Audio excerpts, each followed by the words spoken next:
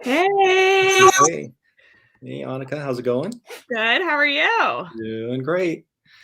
We're doing it. We're live. We're doing this, yeah. This is so exciting. My alarm just went off to remind me to watch Bosses and Breakfast. So it's like alternate reality. And you're here. Really exciting. Yeah. Hi, everybody. Yeah. This is our first time hosting. I'll go ahead and introduce myself, then I'll let Greg introduce himself. My name is Annika. I am the owner of Hey Mavens. I'm reporting from my home studio here in Nashville, Tennessee. We make lingerie, women's clothing, and other fun stuff right here in Nashville. Go ahead, Greg. Hi, everybody. I'm Greg Waddell. I'm the creator and owner of Lodestone Candles, and broadcasting live from my dining room. And yeah, I'm as the name may suggest, I make specialty candles, and big fan of the Product Boss and the community. So we're super happy to be here.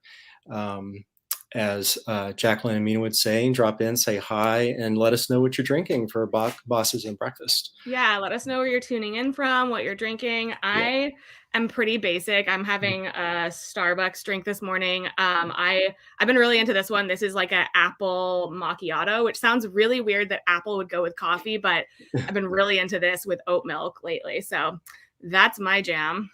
Good to know. I'm on my usual sparkling water by this time of the day, so Yeah. This is still first thing in the morning for me. But I'm the kind of person that has like multiple drinks. I also have my sparkling water. And I'm one of those converts that just got that super big bottle where you're supposed to drink like 64 ounces a day. So I'm trying that too. Yeah, it's got the little motivational marks on the side. Yeah, exactly. We're getting there. Yeah, I'm like, I'm trying. Right. Hydration, very important. Yeah. Mindy is here. She's drinking a pumpkin cold brew. Stacy's got oat milk in her drinks too. Cinnamon coffee, half calf coffee and water. Yeah, lots of good variety here. Plain black coffee, tea, and Diet Pepsi is what Rachel has. So she has 3 drinks like me. That's awesome. That'll get you going in the morning. Yeah. Lots of masterminders with us today. Hey, Rebecca and Brooke, and of course, you already mentioned Mindy. Hey, Rachel, good to see you. I think I just saw Ashley too. So yeah, lots of familiar faces here. So thanks for joining us. This again is just really wild for me to be on the broadcast end of Bosses and Breakfast. This is really fun. Cool. Hey, by the way, belated happy birthday, Annika. Thank you. Yeah. Thanks very much. Yeah, it was a pretty chill one, I guess, second pandemic birthday of my life. But it was pretty good. We actually went out and test drove some cars on my birthday. So that was pretty exciting. That is exciting. That's a great birthday present. Yeah, and we actually bought one. So good result then. yeah, it was good. And I should be able to take delivery of it today. So oh wow. It's ready a little bit earlier than I thought it would be, but I'm excited that it's coming to me. It's happening after many weeks of shopping and waiting and wanting and looking. Got the dream car. So what's interesting about this car is that Hey Mavens for you really made this possible. Yeah, totally true. I totaled my car a month or 2 ago. That was on me. The car's gone. But I was needing to buy a new car anyway, so this sort of forced my hand. But I feel really lucky that I was in a position that having lost an entire car was not a total tragedy. It actually was a sort of a blessing in disguise because I got to pick out the car I really, really wanted to have and buy it. And it's basically provided for by the income from my business, which like feels even stranger to say. I'm like, wow, the business is really working that I could afford a whole car. Right. It's a good place to be in. And, that kind of leads the discussion into what we wanted to talk about today is the why, because I think one of the reasons my observation is that you're doing so well is that you are so dialed in on your why, the why behind your business. And that is really important for a number of reasons. One of the most important reasons is that, as Seth Godin, the great marketer, likes to Mm, say, is that people buy stories, they don't buy yeah, products. And if you have a strong story behind your brand, you're more likely to sell. People like to buy, especially from small, they want to support small business. especially But if now. there's a Yeah. face behind the brand and a story behind the brand that either resonates with them or they may be sympathetic to or what have you, then they're more likely to buy. And Yeah. you are the master of the face of your brand. Your reels, are off the charts, and you're not afraid to get on there and really be the face of your brand. So, um, why don't you, if you don't mind, Yeah.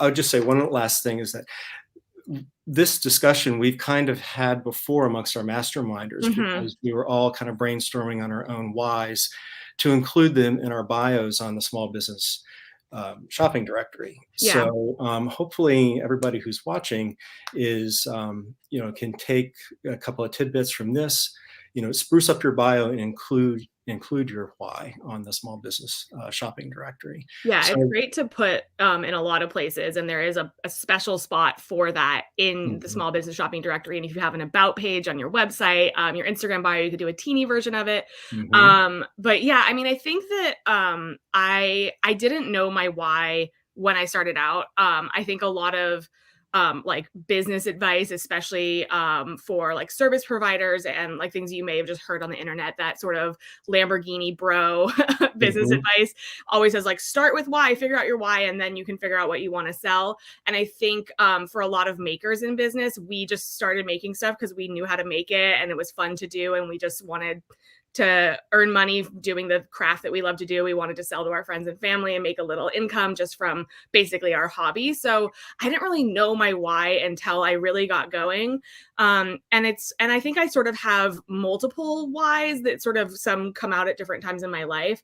And the other thing is that, like, my why doesn't necessarily correlate exactly to my business. The why is sort of like, it's not the reason why I started, but it's the reason why I keep going. Because there are a lot of times, and people can attest to this, that basically all of 2018 and all of 2019, every 6 weeks, like clockwork, I was like, I'm going to quit. I don't want to do this anymore. This yep, is not fun. I'm not right. enjoying it. It's very stressful. Mhm, And I just kept going. And I think it's because I kind of came back to my why. And again, I didn't know it when I started. Basically, when I started, I had materials that I had left over from a previous business, and I decided to make a bra out of it. And then I basically put it on Etsy, had my own website, and things kind of started to snowball. And I mhm, didn't realize when I entered the world of lingerie, women's clothing, that sort of world, that I was going to be doing a lot of body talk. I didn't realize how much I was going to talk about people's bodies, their confidence level, their comfort in their own skin. I didn't realize that that was going to be so much of a part of my business. I just thought I was going mhm, to make cute stuff, put it on the internet, and people were going to buy it. right. And I found that the more I talked about other people's bodies and helped them feel good in their body, the more I needed to receive that message too, um, because I was going through body changes, lifestyle changes. Mhm, One of the biggest events in my life, and this is a trigger warning and content warning, I'm going to talk a little bit about infertility and pregnancy loss. And if this is your story and you're with me, first of all, I'm right there with you. I'm so sorry for your loss, and feel free to duck out if this is too much for you. I won't go into too much detail, but I went through some pregnancy loss in 2017, 2018, and 2019, mhm, and that was super rough. And because of hormone changes and just the ride that my body was on, my body started to look really different than what it had when I was a teenager in my early 20s. And it was really hard for me to preach to people, love yourself, love your body, you're beautiful, when I was feeling really uncomfortable and really different in my shape. mhm, And I kind of found that the message that I was telling people was something that I really needed to hear. And it just sort of like boomeranged back on me, yeah. that what I was putting out there was coming back to me. And so that's sort of how I came to discover and learn more about body neutrality, which is sort of not the idea that that every I do actually believe that every body is beautiful, and that is something I stand by. But that's not what body neutrality is about. It's more about that you can love yourself and not love your body. That your body is just sort of the vessel that holds your soul, your spirit. It Mhm, contains your life. It's the vessel through which you experience your life, and it doesn't have to look or act a certain way in order for you to have value. So that's sort of that's kind of how I came into my why, is that I found that really fun clothing can be super empowering. You can tell that I have a sort of egg Yep. theme going on. Like, I love to wear Yep. fun clothing. It makes me feel good. Mhm. And sometimes the way you look on the outside, the way that you express yourself on the outside can start to have an effect on how you feel on the inside. And that's sort of what I do through my business. Yeah. Um, I just want to interject something here yeah, in that what I've just heard you say, and so like this is the view from 30,000 feet, and this is important for everybody who's watching to understand that you may not know your why immediately. It can evolve, yeah, as you get into your business and you understand more about, what's really important to you and how it fits, and like what you just said, Annika, you said you didn't really realize. Um, the power of what you were doing, not only for your customers, but also for yourself. And yeah. so, if you're struggling right now, that I'd say that's normal, and I wouldn't beat yourself up about that, but just pay attention in that. Or if you do know what it is and you think, in 6 months it might shift a little bit, that's okay too. It doesn't have to stay the same. Yeah. It can evolve. Yeah, I think that, I heard once somebody said that your greatest area of pain is your greatest area of purpose, and I think that we Mhm. draw a lot of, purpose from pain, but we Mhm. also talked about this earlier, Greg, that, like, your trauma and your pain is not currency. You don't need to share that in order to have validity within your community or with what you're speaking on. You don't have to. Yes. I'm very happy to share my story of loss. I mean, I'm not happy to, but I'm glad to. Mhm. You're I'm able comfortable to with it. share that Mhm. as somebody who's been through it, because for me, when I went through it the first time, I didn't know a single person who had had this experience, and I didn't know who to turn to. And I really Mhm. wanted to be that person that I needed for somebody else. So that's why I'm so vocal about it. But I also want to iterate that if you are struggling, you don't have to be public about it for it to be your drive in your business, your why. Mhm. You don't have to exchange something that you're struggling with in order to be valid in that. So That's hopefully that right. makes sense. That's right. So, you know, in my particular case, my why is really centered around, yeah, well, from an early age, I remember, I don't know, I was at 9, 10 years old. I would hear my mom on the phone late at night, and I didn't understand who she was talking to or why. And later, she explained that she was volunteering on a hotline for battered women, Mm, and it really had an impact on me at that time because I didn't really realize that this happened in the world. And so when it came to developing Lodestone candles, it really started as holiday gifts. And what I realized, again, this is an evolution. What I realized is that I was spreading joy and comfort and mm, safety and love, through a candle. Lighting a candle is a great way to shift a mood and do that. So um, I don't get into the why of the battered women angle, although we do donate every year to a local rape crisis center. Um, but that's not really forefront. mm, What it does remind me of on a daily basis is that when I'm trying to make business decisions, I go back to, does this fit my why? You know, mm. and it makes the decisions in the business a little bit more. It makes it easier. Um, Yeah, that's a great metric. yeah, Yeah, of asking sometimes the just, does this fit my why, or does this align with my values? Because your why can just be sort of your values distilled. right. So as we're talking about whys, if you guys want to put your whys into the chat, we would love to hear about that. I Yeah. think Mindy put hers already, or at least part of, she says, I can totally relate. I use empowering messages on mugs because it was things and affirmations I needed when I was going through a dark time. Yeah. I think there are a good amount of people that create their businesses out of necessity of, like, I needed this thing for myself, and so I made it. And I thought, why don't I share that with other people? Right. And also, some people created businesses during the pandemic Mm, because maybe they're out of work or a spouse is out of work or they needed money and they were already doing something and they started a business. Guess what? That can be your why. You're Yeah. providing for your family, and where that there was a void there, and you might have a passion. Maybe it's knitting, or maybe it's painting, or making soaps that you were doing on your own and sharing with friends, and all of a sudden you're like, I could make this a business, and you have, and here we are. Yeah. So that can be your why. Yeah, sometimes your why doesn't have to be this, like, super deep thing. It could be like, That's I right. wanted to make money, Hmm. that I wanted to support my family, or I wanted to buy a Lamborghini, that can be your why Right. if you're driven by that. And I feel I like we want to need take more. my family on vacation. Yeah, It could exactly. just be vacation money, or you Yeah. could be saying, I want to build $1 million business. Both of those are totally valid. Yeah, those are yeah, absolutely, like, I think that you don't we're talking a lot about things that are maybe harder experiences that have driven us, but I Right. think that, your why can sort of come from anywhere, and there's no, like, wrong answer for what drives you and what keeps you going or what made you start.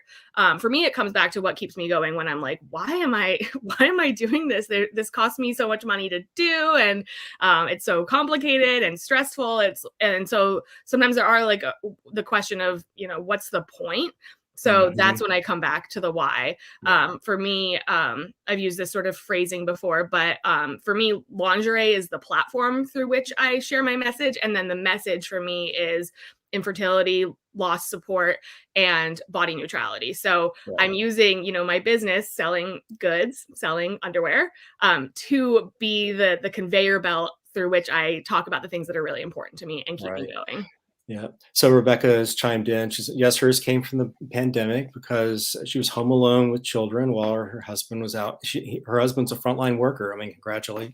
I mean, Yeah. thank you to Thank your you. husband. That's a big deal. Um, let's see. Sharing. Sorry. Jamie says sharing a smile while sharing baked goods can't be said when eating chocolate cake or yummy Yeah. breads. What are some of the other whys? Oh, Joanna, it's a really good point. It does sometimes it can seem complicated, but it can be simplified. As far as your message goes. Like in Yeah. my case, I just wanted to be able to spread joy and happiness and comfort and that sort of thing. And I don't really get into what was the seed for that. So it it it can be complicated in your mind, but one of the things I would suggest doing is just journaling about it. Write Yeah. about what it is that's driving you, and then you can go back through and read what you've written and pull out the salient points, and that might help you distill it. One of the things I love about writing is that it's a linear action. There's a beginning and an Mm. end, and it's also something on paper you can look at. If I keep it in my head, it's like a hamster wheel. It keeps Oh, rolling yeah. around, rolling around, and I can't make sense of it. So try and jotting it down to help you concentrate and uh, be more focused about it. I guess is what I'm trying to Yeah. say. I'm also the kind of person that if I don't write it down, it will just disappear from my head, like, even just my to-do list, like, I can have a running one in my head, but if I don't put it on paper, it's simply not happening, so, also just kind of brain dumping and getting those ideas in your head, out Hmm. from your head onto a piece of paper so you can refer back to them. Erica said that her brain is a hamster wheel, for real. Yeah, Yeah, I think we can relate to that. I think as business owners, there's just so much going on, and so, that's right. feeling like your wheels are always spinning and you can't get off, I think that's probably a Hmm. really common experience. Yeah. Well, here's some commonalities here. Elaine and Michelle both, started their skincare companies because of family members who have skincare problems. Um, you know, that's an easy one. That is your why. And but you can expand on that more if you like. Oh, yeah. Yeah, I think Who just, else? like, having products that work well and serve the people that you care about, I think that's there you go, that's it, you know? Right, you're solving like your why could be I'm solving a problem Yeah. um, for a certain demographic, right? Yeah, and I think there's some discourse about, like, do products solve problems? Like, there are some products that do, like a seatbelt solves a problem, like Mhm. that's, these skincare, items, they solve a problem. Does a candle really solve a problem? Does a pair of underwear really solve a problem? That's a little bit more ambiguous, but I think that you can kind of also distill that down. Like somebody needs a candle for a gift for Mother's Day. That's a problem they have. They don't have the gift for Mother's Day, and then they Mhm. have the gift. You solve the Yeah. problem for them. So I think, Mhm. especially when it comes to luxury goods, it's kind of like nobody is going to die of not having a Louis Vuitton handbag. But for some Right. people, having something like that, that does resolve a problem for them. It's a status symbol, or it makes them feel really good, or it matches their outfit perfectly. Like you can find a way to address the problem that your customer has, Mhm. without even necessarily framing it as a problem, but that it addresses a need that they have. So, Right. you Although know, I will just tell you, I have some customers who would argue that a candle is an absolute necessity. I'm sure. I mean, I'm a big candle fan. You've seen my candle cabinet, like, Yeah. it's pretty extreme. And that, yeah, I pretty much burn a candle every day. And I think especially, like, your candles can be very addictive, that, like, you get really into your scent and you're like, "If I run out of After the Rain, it's gonna be a problem." You know, Right. the juju in my house will be thrown off if I don't have it. So Right. That's sweet of you to say. Uh, oh, wow. Here's some more whys.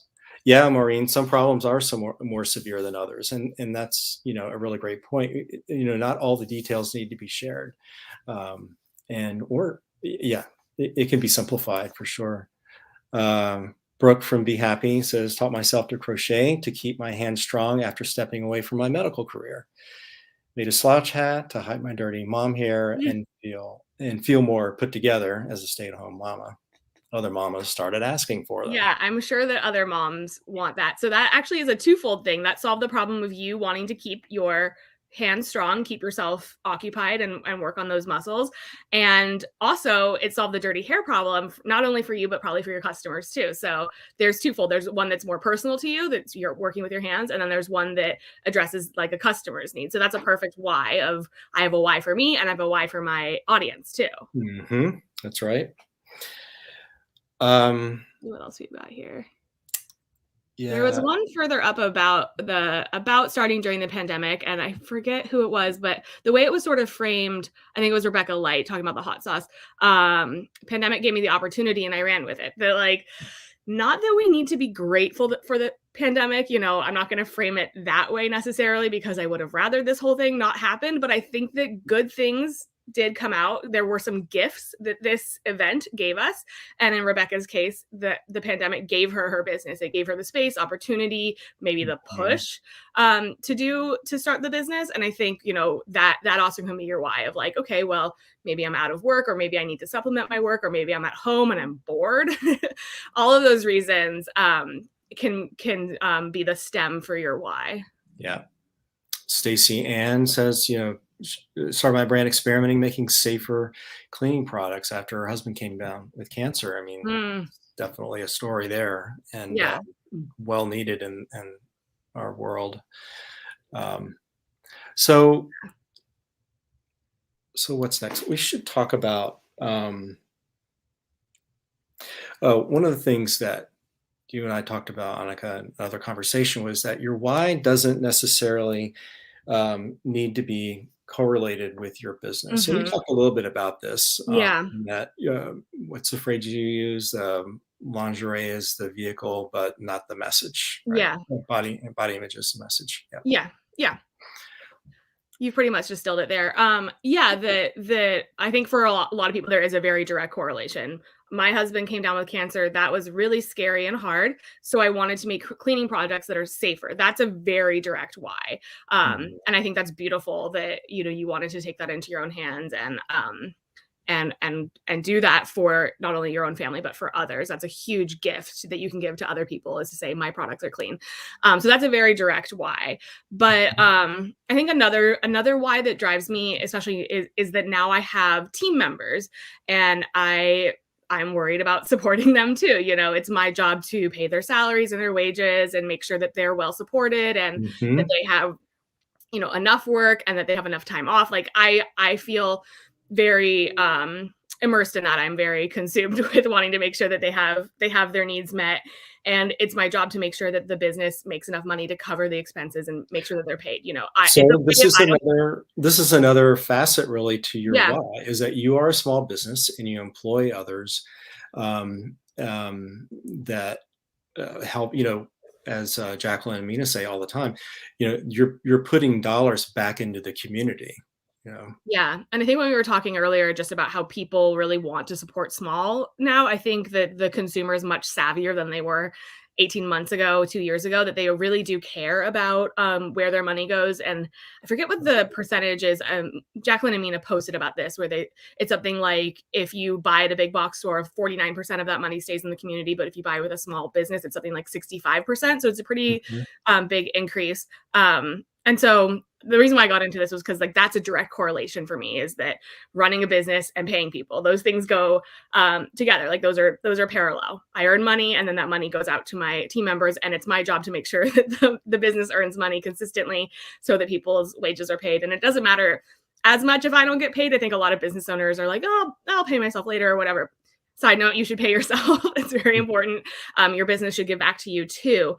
But I think that you wouldn't necessarily look at my business and think, oh, this is a business all about fertility. And this is a business that, there are a lot of businesses. I actually got a really nice gift box in the mail that was it was a mug and some oils and stuff that were for fertility, people who are on their fertility journey. Like, that's a very direct correlation.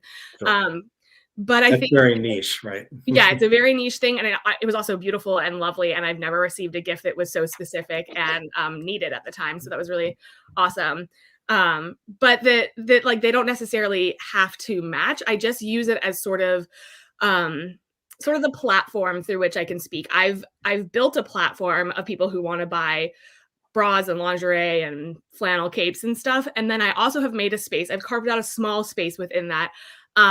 And specifically, I use my close friends list on Instagram to talk about this so that I'm not like blasting the world with fertility stuff.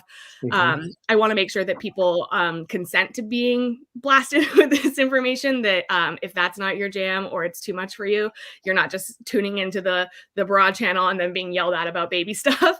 I want to make sure I drew a line there, but I use my close friends list to talk about that and to give space to, hey, if you need this message, if you are curious and you want to learn more about something like that, there is a space for it. So I built my platform on selling underwear. But now that I have that platform, I feel driven to use it for a purpose other than just making sales. Simply because, going back to, I needed somebody to spread that message for me in 2017. And so I know that there are going to be people down the line who think, I've never had this experience before. Who can I turn to? And somebody may say, hey, Annika from Hey Mavens actually shares about this. She has some resources. Maybe go check her out. That's pretty much the long and the short of it, is that I just want to be there for people. Right. Yeah. Uh, Peggy Kong from Oakland and Tico, also a fellow masterminder, says that she's the pandemic really pushed her into expanding her business, and now she's employing others, and that's a really great message. She say 6 women or LGBTQ staff members, 6. Wow, that's amazing. And Yeah. Congrats. That's awesome that you're expanding. I mean, all of that in what, 18 months, coming up on, yeah, 18 months or so. That's huge. Yeah.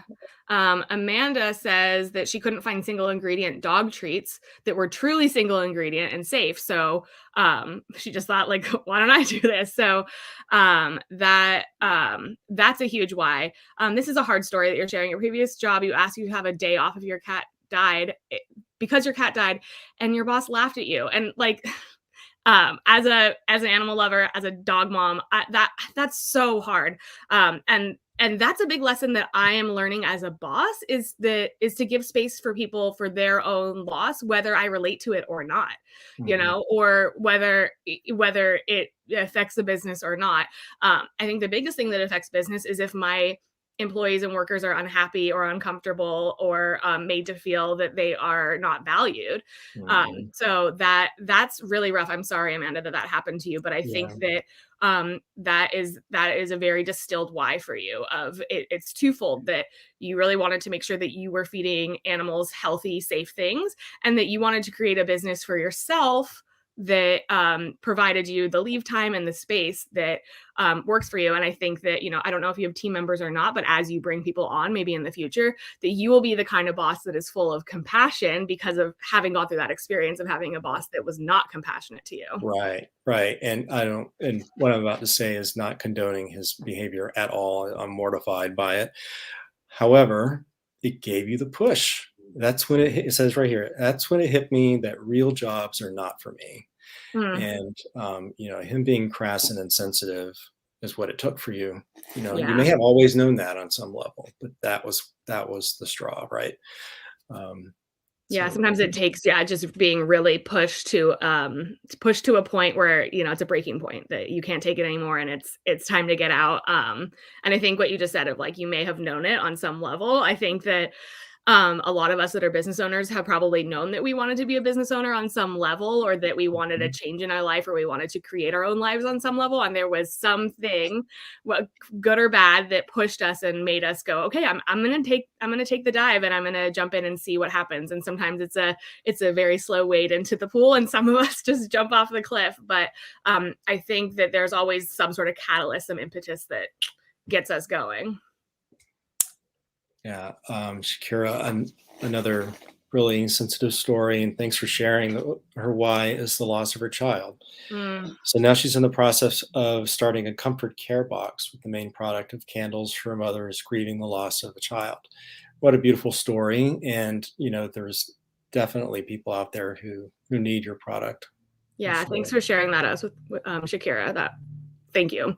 And I think you are definitely going to fill a need for people out there, for this specific niche need, that is an underserved community.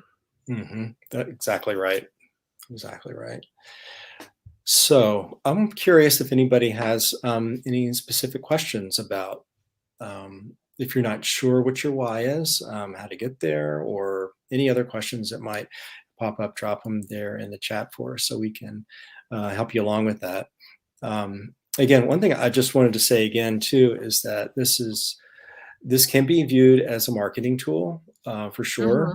Mhm. Um, but truly, for me, the most important thing is it helps me make business decisions. Yeah. One of my least favorite questions is, what you should do is dot dot dot. Yeah. And in the beginning, I'll tell you, it got confusing. Like, well, maybe I should go do that thing, and um, it created a lot of havoc. And it took me a while to finally go, oh, wait a minute, does this actually fit in my business? And Yeah, especially when people are like, "Oh, I would totally buy it if you made this change," and then you make the change and it's like crickets. mhm, Um, I think that, we hear that a lot, like, that people wanna put input into your business, and I think it's always from a good place. It's never people just trying to razz you, but, people have like Maureen just said, people have so many opinions, oh and yes, you don't have to take all of those opinions in. I think, all of us as business owners are probably have gotten a thicker skin and are still developing our thicker skins. I'm a pretty mhm, sensitive person, and it doesn't take much to hurt my feelings.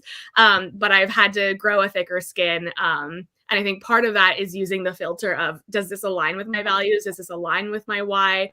Some people are just downright nasty, yeah, and that's, that doesn't align with my why, like in the sense that, like, I'm not going to engage with that.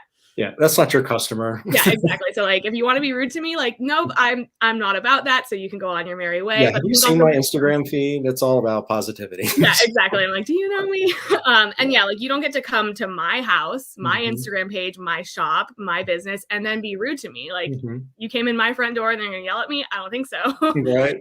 But I think also when it comes to, like, those opinions of, like, you should make this, or you should stop making this, or you should do it in this way, or you shouldn't have your pricing this way. pay, et cetera. I think we're always hearing that of, my prices should be higher or lower, or, no one's going to pay blah, blah, blah for X, Y, and Z. And so, yeah, does it align with my why? I think you can even use that for pricing. Like for example, I have to pay other people to help me with my business. If I don't price high enough to pay them, then that doesn't align with my why, because then nobody's getting paid. And this is not a volunteer position, Right. Yeah. These are paid jobs. And so when I think about, well, okay, maybe I do need to raise my prices a bit. I don't think any business owner loves raising their prices. I think they like making more money.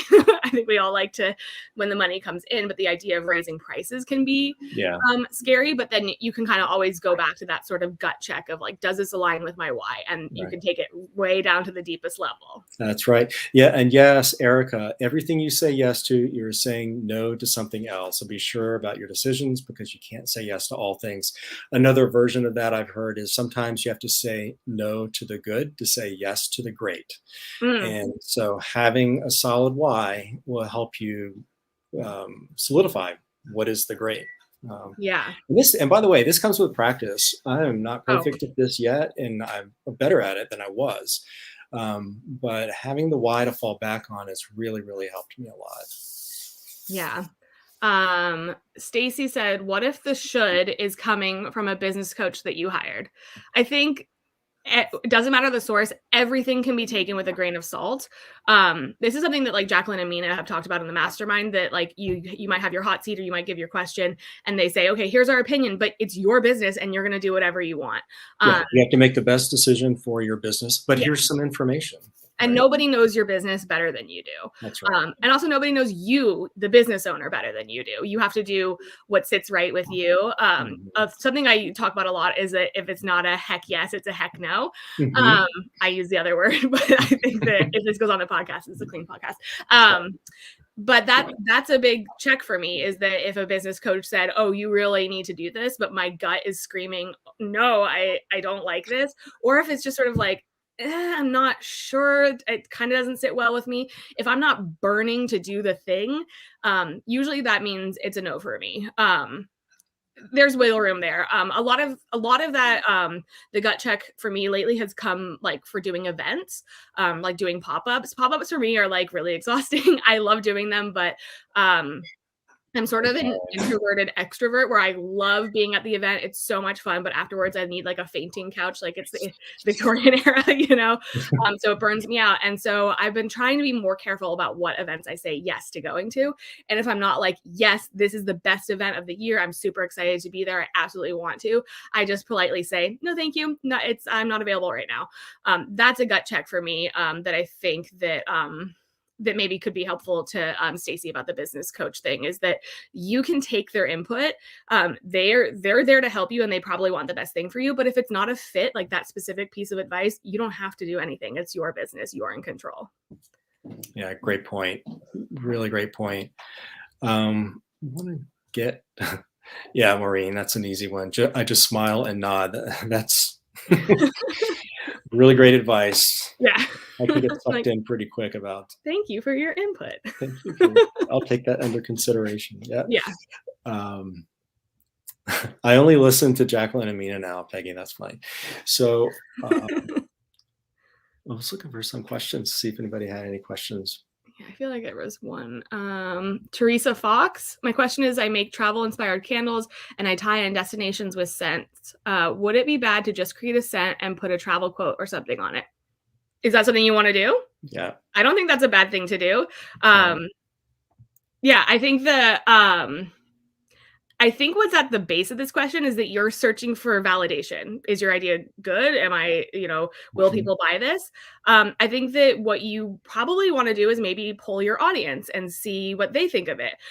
Because I may not be your customer, but your customers are your customers, and they may have input about it. I find though that when I'm asking questions like this of other business owners, like in the mastermind Voxer or texting my biz besties, if I'm asking, should I do this or should I not do this? The fact that I'm asking it rather than going ahead and doing it is there's some level of trepidation that I think I would need to address. Again, it's the gut check, heck yes or heck no. I think that you're not at a heck yes. So maybe it is a heck no. but I think that there's more digging to do. I think that you could gather more data. I don't know. What do you think, Greg? My gut on this is, and again, I don't know Teresa's business as well as she does, but it seems to me like, well, her. Oh, I misread the question. So, a tie-in destinations. Would it be bad to create a scent just for a travel quote or something like that? I would say you could try it. I mean, but again, the real question is, a really good way to find out is to poll your best customers on that. Um, Another way to do that is I was just thinking like on Instagram, putting leading with some travel inspired quotes on Instagram and see how much people engage Mm. with that. And if you find high engagement with that, well, then maybe that's a good idea. Yeah, she comments further down here. She says, I want to explore more into a scent profile. So it seems like she has a scent that she wants to do, but she doesn't necessarily have a destination paired with it. Oh, I Um, see. Mhm. I think that you also could pull a random city and just say, this reminds me of Paris or whatever. You can fake it till you make it. But I Mhm. think that if it's a scent that you really enjoy, that there is a way you could frame that where it's the travel candle rather than the destination or something. Mhm. But again, I would ask your audience, they're going to know way more than we do about what they want to buy. Exactly right. Who Let's else see. might have a question? Uh, Holly Winchester says, in promoting my gemstone jewelry by sharing the metaphysical and healing properties of gemstones, I worry because I can't prove that gems provide these benefits, but I do believe them. I therefore add a disclaimer to my social media posts, but it feels negative. A way around that is saying words like promotes. Um, this gemstone promotes X. That way you're not making a claim. Hmm. Or you can also say reference like, you know, for hundreds of years, this gemstone has been used for X, in many different cultures, or even cite a specific culture or time in history. The Yeah. ancient Egyptians believed X, Y, Z. Yeah. Yeah, that's great advice. I was gonna ask if about like the legality of that. I think that yeah, using words like cures, heals, those things that you can't prove. I think it's about being choosy with your language. But I think that I understand what you're saying, where it feels like you're being negative because you have to put this disclaimer. I think that there are ways to not have to put the disclaimer because you're not making a claim about what it does or doesn't do. Hmm. Yeah. So Brooke says, how often is too often? I think that's what she means to say. How often is too often to share your story? Um, I think it's never. It's never too often, I think, to share your story. I would put it just about anywhere you can because you don't know where your customer is going to see your story. And just Yeah. like in Instagram, it's like, people say, well, it's just the same tired old message that I'm putting out. You think it's tired, but it's really not because you don't know who's going to see it this time because, the way the algorithm works. And so there's the Yeah. algorithm to life too. You don't know how often, where your customer is going to see your message and how. I mean, I would even take, I'm thinking of doing this for my, the emails that go out after, post purchase at the bottom, just a little, not like a mission statement, but just a few sentences about what our why is and what it's centered around. Yeah. Do a short version there, and certainly social media, and um, I think that making your making an email blast part of your regular rotation, just solely about your why and what you're doing, um, is would be appropriate too. So I don't think it's I don't think too often. I don't think you should put a specific timeline. Well, I already talked about it twice this month. Yeah. Do I talk about it again? Yeah, why not?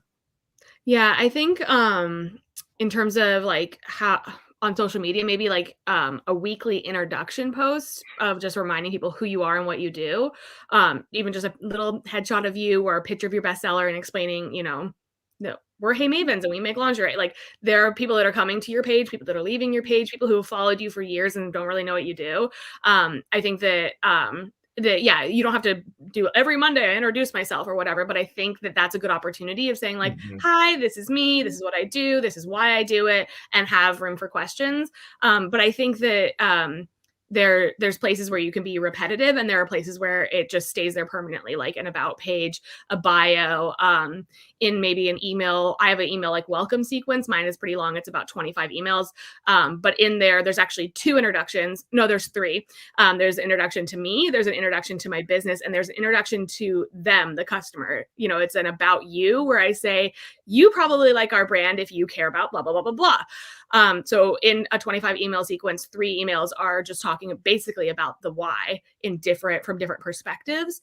But again, yeah, I don't think there's like a time period, a length or whatever, but you have to think about how many people are just getting to know you, how many people have followed you for a while and don't know you at all, Mhm. and how many people need a reminder. Like for instance, on Instagram, I follow I think close to 1,000 accounts. I don't know everybody I follow that intimately, and I need a reminder. Sometimes I'll scroll and I'll be like, who is this person? I didn't even know I was following them. You Great could be point. that person on someone else's feed. Yep. Yep. So that, yeah. When you say poll your customers, Caitlin Holcomb says, when you say poll your customers, do you literally mean a poll on social or do you make a survey? How in depth? I think both, Yeah. really. You could do both. Yeah. Uh, Google survey or Survey Monkey or something like that that gets emailed out to your fan base. If they're on your email list, they already are in love with you. And so that's a good place to start. And then, yeah, Instagram poll I think is a good one. Annika, do you have anything to add to that? Yeah, I was pretty much gonna say the same thing. I would do both. If you're just looking for like sort of the quick and dirty, I just need a yes or a no. Here's a picture of a product. Would you buy this? Yes or no? I think sometimes that's a quick way to get an answer. You in 24 hours, whether people are interested or not interested. I try to do a yearly poll or a yearly survey. That's a pretty in-depth thing where I take all sort of the basic information, age, location, all that stuff of like their basic information about where they live, who they are, all that kind of stuff. And then how many times have they bought? What did they buy? Did they like it? Did they not like it? Did it fit? Did it need improvements? Are there things you want to see? Things that you saw and you didn't like? That kind of stuff. I like to do a really big comprehensive one. I usually do it. I send it out that time between Christmas and New Year's where people are really bored. Right. And that's a fun time to get more in-depth information. I just did a survey 2 or 3 months ago about sizing where I just had people input as much sizing information as they had so that I could get a lot of data so that I could develop new sizes. And you can just do that in a Google form. It's really easy. Yeah. And it makes you your own spreadsheet too, like automatically, which is really fun. Yeah. It's pretty nifty. Google thinks of everything, don't they? Yeah, I love it. Facebook user says, when I worry about sharing the same message product post too many times, I always have to remind myself that big businesses run the same exact ads over and over all the time. Yes, exactly. I mean, you can also look at email the same way. I mean, Mm-hmm. there's one business that I follow that I get an email from every single day. Yep. And, do I open every single one? Absolutely not. But it's a constant reminder of that brand. And I don't unsubscribe because I like that brand. And it's a reminder to me that I like that brand. Yeah. And how And many times have you actually broken down and bought the thing after seeing an ad like 7, 8, 9, 10 times? You're like, fine, I'll buy it, right, exactly. What's that the old rule of thumb? It takes 7 touches for someone to make a purchase. Yeah. So And I think it's more now. I think that was like the original thing was 7 touches, but I think now with the influx of information that we're getting constantly, I think it's probably increasing that people need to see the same exact thing, maybe in the same exact format, to actually go and click on it. And then after they've clicked on it, maybe they need to see it a couple more times before they're actually going to purchase. I just think there's so much data, like there's so much stuff, like you just put your face to the phone and just a beam of information is coming right at you.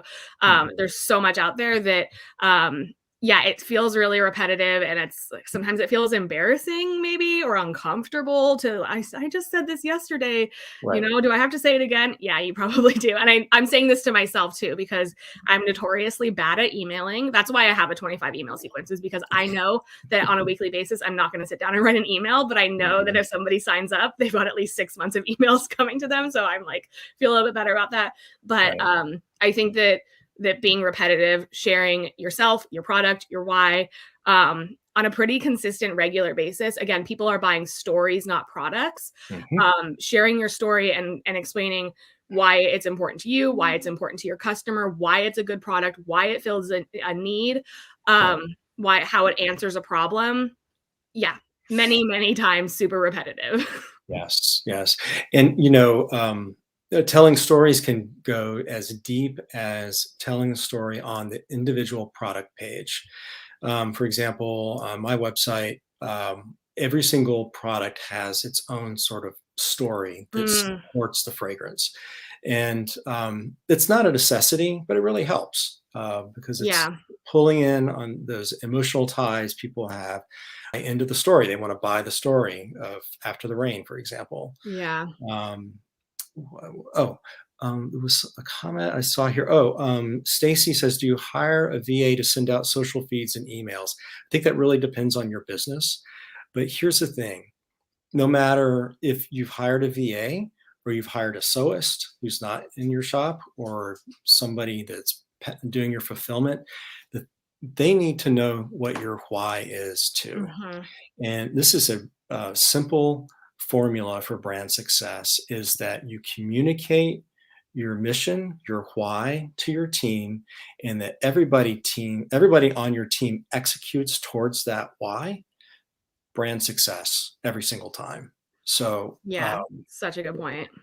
and by the way, telling your team once, just like your audience, is not enough.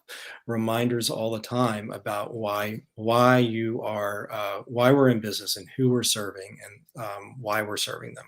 Yeah. What's the problem we're solving for them, and so forth. Yeah, I actually have a team meeting on Friday. We're onboarding a new member, and this is actually going to be the first time we're having all the people that work in the shop get together in the same room. We're going to be outside to do this meeting Sure. for safety reasons. But I'm really looking forward to saying welcome to our team, and also this is what we're about here. To the people who've worked, I have somebody who's worked with me for almost 2 years. I'm pretty sure she's very familiar with what we're doing and why we're doing it. But I think it's important for everybody on the team to hear it again so that every single time a person walks, I have a physical shop, somebody walks into my physical location, that's conveyed through the team to my customers. And I think that's the same for people who are creating things that I think that if they understand the importance of it, they are more intentional with how they're creating it. They're going to perhaps be more careful and put more love and attention into that item. So all those points you made about team members also knowing the why, like that, a team member in a way is part of your audience, but they're on the other side of the fold. But when you are the owner of the business, like the buck stops with you. Like you are the leader, and you are, for better for worse, responsible for everything that happens in your business. And so if you didn't communicate to your team something about whether it's the why or whatever, it always comes back to you, for better or for worse. So I think having a Mhm. really informed team that is energized about the why, that can get on board and understand, can be an awesome marketing and sales tool. Right. Exactly. Um, who else has any questions? Yeah, I was just scrolling for some. It's Go ahead. not necessarily a question, but Kelly Mm, Taylor, my why is I do embroidery pillows and towels. I like creating unique, personalized gifts for my customers and seeing their feeling when they pick it up. But trying to grow more online, but struggling with should I niche down more online to just certain products, maybe like dog lovers, or how about busy moms for that hard to buy person? Great point. And this is why a why is really important. So who is your market? Listen, the pet market is enormous. mhm. One of our masterminders, Kelly, is a former employee, like I think on the executive level at Petco, at least within marketing. Yeah. And anyway, it's a multi-billion-dollar industry. So I think where's your passion, where's your passion, what's your why? Do you want talk to dog owners all the time? Is that your passion? You know the answer to that. I don't, but I think that it's well, here's the thing: you can't be everything to everybody. Mm, well Can't. put. And if you try to be, you'll drive yourself nuts. It's Yeah. just impossible. Goes back to that thing. You know what you should do is I want a bubblegum flavored candle. There's somebody else who makes a really great one. That's just not my brand. Yeah, that's not Lodestone. That's right. And so, you know, wanting to branch out and helping busy moms is like, well, maybe that's what your true passion is. Mm, Explore that, you know. yeah. And, Yeah, and from there's a nothing wrong with changing. Just zero down on what it is that you want your business to go towards. Yeah, from a personal perspective, I had a business before where I made maternity clothing and children's clothing. And to be honest, I did not care about that stuff. Like I had never, at that point, never had been pregnant, didn't have any kids, couldn't relate to my customer, didn't know what people wanted, didn't care about it. I just knew I could do it. I had the ability to make children's clothing and maternity wear. But I burned myself out super quick on that because I was so bored and uninterested in growing that business. And basically, as soon as I made the switch to doing lingerie, for whatever reason, that lit me up and got me excited. So if you're trying to decide, do I want to do, pet market, or do I want to do like mom market or whatever, like what's more exciting to you? What's going to drive you? Because if you pick something just because you think you can sell, like, oh, there's a huge, opportunity with pets. Everybody loves pets. They want to spend money on their pets, but you don't care about animals or pets, then I think that's going to come back to your why. I don't care. What's my why? Right. And not only if you don't care about that, it's going to come through Yeah, in your marketing and on your website and your social and all that. It will come through. It may not be overt, but it 100%. will be there, and your messaging won't be as strong or believable. Truly. Yeah. Um, so, do you use your why do you use your why stories in paid ads to get new customers? Rebecca Light says, or how do you find new customers using your story? Hmm. I don't think Interesting. either of us are doing paid ads yet. So I can't speak to like whether I pay to put it out there. Right. But I think that reels are a really great way of getting in front of new customers, and that's also a great place to share your story. There was a reels trend, and I think it's still trending. That was going around where you basically sing the lyrics to this song, kind of mouth along to it, but then you put a little bar of your story. So I actually did that recently, and I got really great engagement, super high views on that. So that's just like one example of where to put your story in front of new people. Is that you kind of got to play to what's going on the internet right now. Reels are hot, and that's a way that you can convey your story. I think running ads with your why is not a bad idea per se. It depends on what kind of ad you're running. If you just want to get engagement in front of new customers, if you're looking to make a sale, I'm not an ads expert, but I would be. I don't think that ever sharing your story is a bad thing. I think there's always space for that. Yeah, agreed.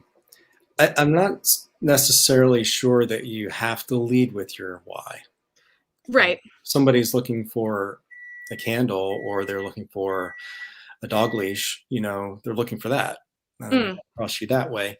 It may just be something that sort of seals the deal for them. Yeah, it pushes them over the Oh edge. yeah, Oh, I this believe in dog that leash, too.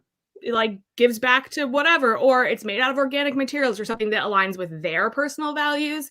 Hmm. I think value alignment can be something that definitely, you know, pushes somebody to make that purchase. Yeah. There was a question further up about outsourcing. Helen Platts Johnson.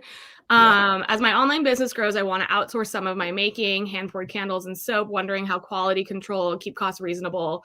I'm on a rural island in Canada, so lots of shipping is expensive. I feel like you can really speak to this, Greg, because you're in it Yeah. right now with I this. totally am. I mean, I live in a rural part of Maryland, and um, I this is a really kind of very specific question. Yeah. There are companies out there that specialize in large scale production. I have not looked into it, primarily for the cost involved in it, and Mhm. also um, I know that those particular companies have really high minimum quantities, so you're going to have to really be ready to move into that. Um, mm, have them produce large quantities for you to even start a conversation with them. My suggestion to you would be something very similar to what I've been doing is that I've just been sourcing around for other people who need sort of part-time-ish jobs that can backfill for me. Mhm. And that's been working for me. You live in a small community. I imagine everybody in the community knows what you're doing. That's true for me. A lot of people know what I'm doing, and In your biz. the people that I've asked are like, "Yes, I want to help." So that may or may not be your situation, but yeah, Yeah, it, I think the only way to really find out what's gonna work for you is to experiment a little bit, whether you wanna send things out to be manufactured in a factory, locally, in your country or overseas. I think you can always try that. I think having, friends and family come in and lend you a favor seasonally, and you can pay them in 6 packs of beer, like, I think, like, anywhere in between that, mhm. is an option, and I think you kinda have to experiment to find what really, suits you. I work with local people, but I also have just recently taken on remote sewists. So people who I put stuff in the mail, like you said, it gets kind of expensive. I use flat rate boxes that are like $17 to send them a shipment of 100 things. I ship it out, they sew it up, and they ship it back. So that does add to my overhead. But it's a means to an end for me. I need product made. These people are skilled. Most of my people are local, however, and I've just really found them through word of mouth. I hired one sewist, and they have friends that sew, and they have people who are interested in learning how to sew, and we offer really robust training. So I think whether it doesn't really matter how you do it, but I think, again, go back to your why. For me, manufacturing overseas in China didn't align with what I wanted to do. I wanted to create local jobs. I wanted to support my local Right. community. I wanted to have control over the manufacturing process, make sure that it was truly handmade, the quality was really high, and so I took that back to my why. I wanted to do that, so I hired locally. This is a classic example of how your why drove your business decision. You know, you wanted to employ people locally, um, and um, and so that's what you're doing. So you Mhm. made a decision not to manufacture overseas. Would your costs go way down by manufacturing overseas? Absolutely. Probably yes. Mhm. Would your product be delayed right now? Probably Absolutely. sitting in a container somewhere, which Yeah. I know a lot of people are struggling with, and if that's you, I feel your pain. I think we're Yeah. all dealing with supply constraints, whether it's on the, like, the granular level of, like, I need wax or jars or thread or fabric or, Mhm. any kind of material. Those are sitting on containers because I think no matter, how localized your business is, the supply chain it's a global supply chain, and we're all interlocked into it. So, I think that we could go on a huge tangent about, getting ready for the holidays and making sure your customers know to shop early. But yeah, I feel for anybody who has stuff that is stuck in containers off the coast of, like, California or New York. It's tough right now. It is. I want to address Amy's comment here. A struggle with my why because I feel like it's selfish. My why is because I absolutely hate working for someone else. Agree. Same. So I'm trying like heck to get out of the rat race and be my own boss. I do small home accent pieces slash decor. My only why in terms of my customers would be to bring people joy to create something for their home they won't find in the big box stores. There you go. I mean, you don't have to talk about the Yeah. other reason, that's again, I mean, yeah, I wouldn't lead with, I don't want to work for somebody else. I think I would definitely lead on the helping people make their home a beautiful place and a place that they want to be in. Um, Yeah, I think that the internal why is I don't want to work for somebody else. The external why is I want to create joy for other people. But I think there's also a very sensitive way to share that first kind of why in a very if you frame it the right way, like, thank you so much for your purchase. Your purchase supports me, my family, my lifestyle. It provides dog bones for my dog. Whatever you want to say, that you can be thankful and grateful for your customers for spending money with your small business because it supports you.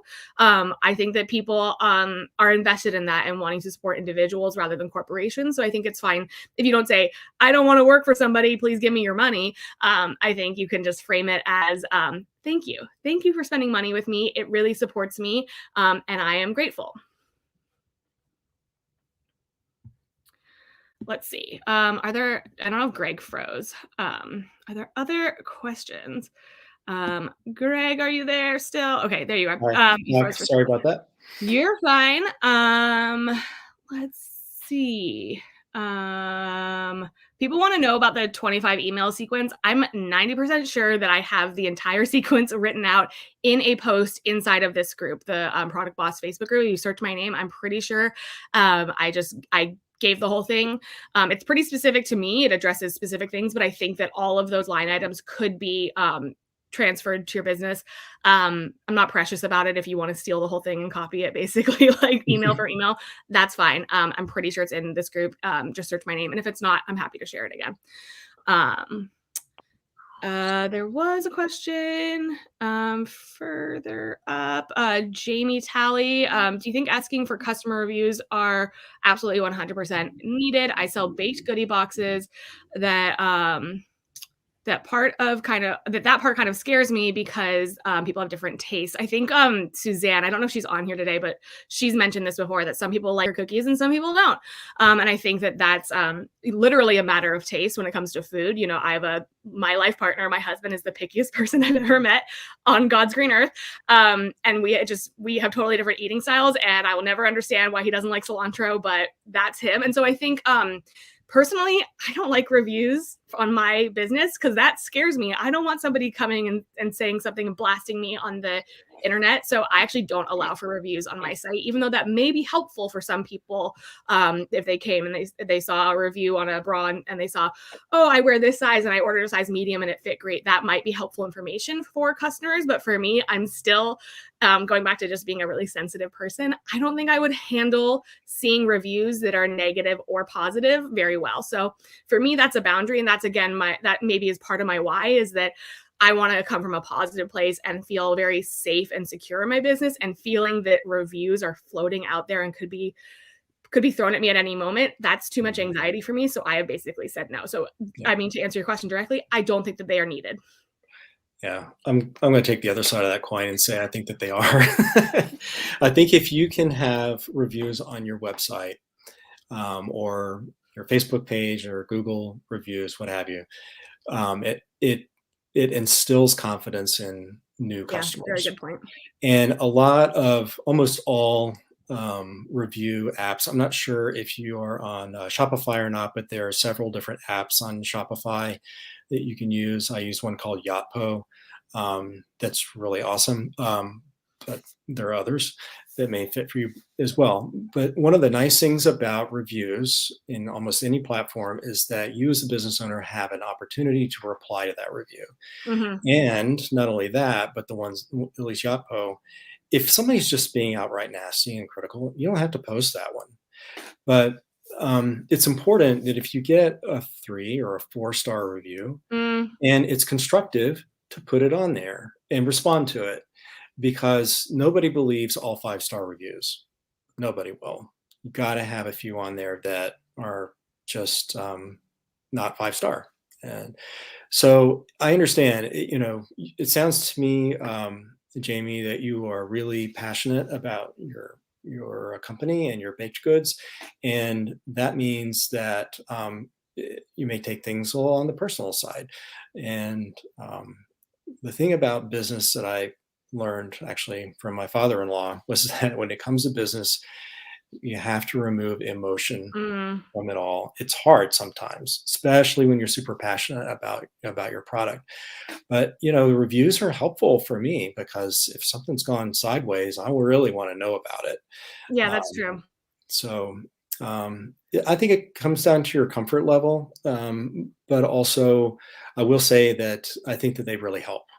Not 100% needed, but I would strongly argue that they'd help a lot. I will say I do have reviews in places where I can't opt out of it. Like I have a Google page where, I put my address for my shop and I have Google reviews on there, and they're all mostly glowing and lovely. One of the very first reviews I got was somebody who was complaining about my return policy, and it did actually cause me to reflect on my return policy for in-store purchases. And so, that actually was good feedback. I kind of wish that they had personally emailed me or DM'd me to complain about the thing rather than doing it publicly. But I think you do make a good point that should you get a review that's less than 5 stars, less than perfect, that is an opportunity to reflect rather than feel attacked. Yeah. I'm the kind of person that would immediately take offense and then have to like go breathe in a corner. Yeah. um, Yeah, but you don't have to respond right away. You can yeah, go exactly. And I cool think down and think about what your response is, and yeah. yeah, and a lot of people are saying here that there are certain apps that allow you to publish or unpublish reviews based on, the quality of them. But I will say, like to your point, nobody believes just a stream of all 5 star reviews. So if there are less than glowing reviews, to take the opportunity to respond. Like I also have an Etsy store, and so there have been a couple of times where I've gotten maybe a 3 star, and you can take the opportunity to say thank you so much for your feedback. In future, this is blah blah blah blah. Especially if it's on a public forum. Somebody mentioned on Etsy it can help you be found because the more reviews you have, the higher you rank in algorithm. But again, like this is a personal decision. Come back to your why. If you think that reviews are going to help you be found, or going to help your customers be more informed, and that's something that you value. For me, I do value that. I'm also coming from a place of fear. Yeah, there's always room for growth, right? Yep. So, well, before we wrap up, I just wanted to send out a challenge to everybody on the Facebook group to post on Instagram your why. It can be in the form of a reel and a video, you talking. I think that would be fantastic. And tag me at lodestone.candles and also Annika at Hey Mavens. Is it Hey Mavens XO? It is. Also, Yeah. Somebody's squatting on Hey Maven, so put that yeah, XO at the end, please. right. At Hey Mavens XO and also the product boss.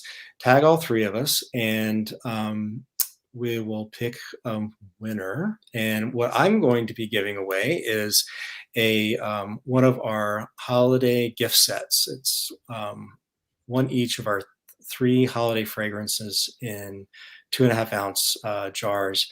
And I would really love to give that to somebody who does a great job on their why.